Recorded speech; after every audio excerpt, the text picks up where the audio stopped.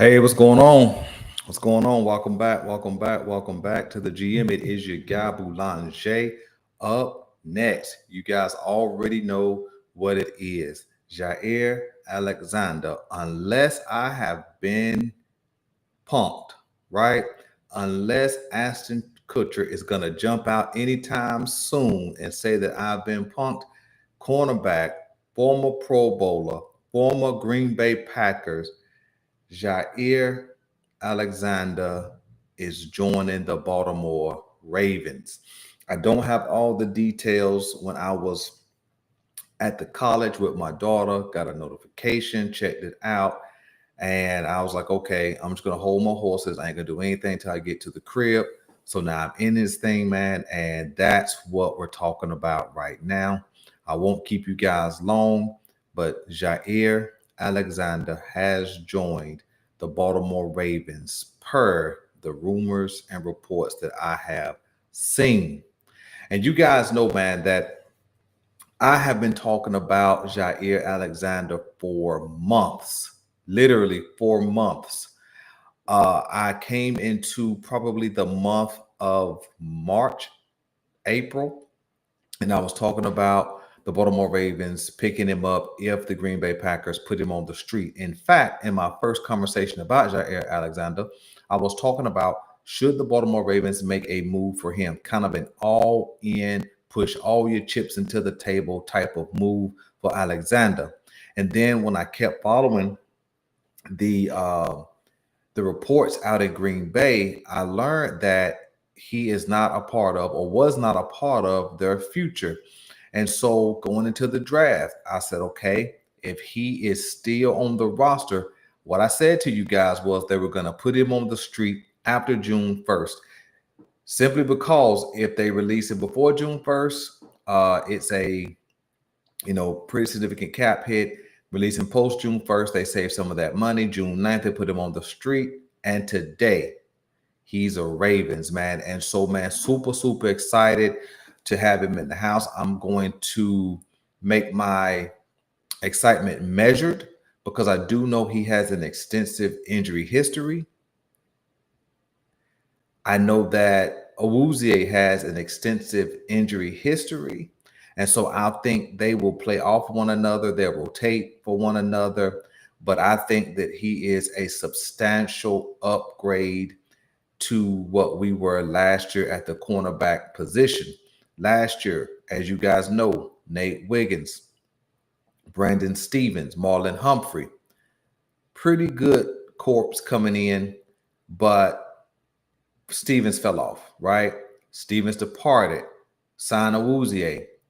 Everybody believed that that would be a upgrade based on how Brandon Stevens played last season.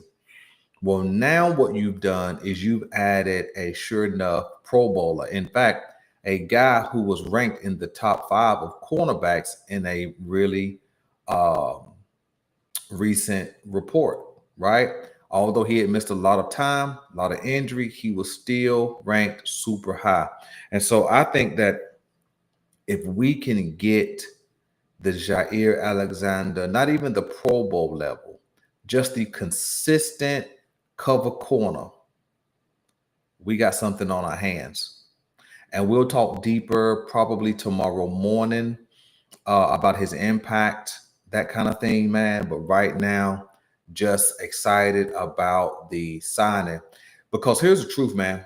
When you look at what we're facing over here in the North, and I'm talking about just in the North, you got the Bengals with Chase and Higgins. You got Pittsburgh with DK Metcalf. You got Jerry Jeudy out in Cleveland, who played very, very well last year. And, they picked up Deontay Johnson. And when he's right, he's really good. And so we didn't have no choice, man, but to do something in our secondary, especially with some of the higher end safeties that we had going down, that being Washington, and then Bo Braid, of course, is the UDFA from last season. So we needed to really make a punch. And remember, I told you guys that I thought that the Baltimore Ravens would sign something significant in the post June 1st, man. So we're batting 1,000 right now, man. And let me give a shout out, man, to EDC, a guy that I have been hard on for some time. And you guys know it. If you've been with me from day one, or day 101, or day 301, I have been hard on EDC. But I've always consistently given him a bow, a nod, his props, if you will, when he is killing it. And this off season, he is doing his thing. For him to have re-signed Ronnie Stanley, for him to have brought in a quality Hall of Fame level wide receiver to fill in that third role as an upgrade in D-Hop, for him to have added some veterans along the edge, for him to have did some nice things in the draft, a high-end safety, a high-end pass rusher, some offensive line depth, some interior offensive line depth with people, so on and so forth, man. He is really doing it. And then now to bring Alexander to the Ravens, it don't get better than this. If we, being the Ravens, if we can walk into mini camp and come out healthy, Alexander doesn't even have to do anything in minicamp, as far as I'm concerned. I just want him to get to training camp healthy, get to the regular season healthy. And if we can bring our starting 22, the guys we believe who are the 22 starters, and we have the depth that we have, we're going to be able to face all oncoming competition. Does that mean we're going 17-0? Stop it. No, ma'am. No, sir. We're not going 17-0. But if we can be consistently healthy and do what we're supposed to do, this is the type of signing that you make when you're trying to push all your chips into the table, middle of the table. In fact, this is the kind of player you add at a trade deadline when you're trying to make that last gasp when your Super Bowl window is open. And that's what I think EDC has done with this signing, man. So, man, I'm super, super excited about the signing. Glad to have some star power on the back end along with Kyle Hamilton. I think that he could be a great mentor for a guy like a Nate Wiggins. He can help him learn some more tools of the trade. I think that he'll be a day one starter. That means the quality behind him is now Awuzie. That's an upgrade now in depth. And then that means there's going to be some back end competition between Jalen Armour-Davis, Bilal Coney, Longer Bean, so on and so forth. And so, man, super, super glad that we got this deal done. Been talking about it, had our eyes on Alexander here at the GM for some time, got him in-house. And now, man, it's just really time to put all the pieces together. It's like making gumbo, right? It's not right until you get all the pieces of that dish coming together and blending together. And I think that Alexander will be seamless.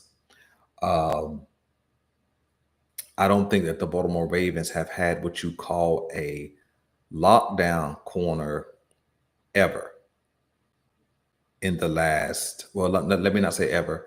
Let me say in the last decade. I know Marlon Humphreys has been really good, but I'm not sure if he was ever what you call a lockdown corner. This is that. This is that. If Alexander can be any semblance of his Pro Bowl seasons, we've, if nothing else, we've won the offseason. So, man, super, super excited, man. You guys let me know what you guys think about this, man. Jair Alexander coming to the Baltimore Ravens. The question is not, does this put us over the hump? But does this push us to the top of that heap in the AFC with this kind of signing, especially if all pieces to this puzzle are healthy? So let me know what you guys want me to know, man. I'll be back with you guys first thing in the morning to talk about it a little more. I'm your guy, Boulanger. Just want to jump in here really quick, talk about this signing. And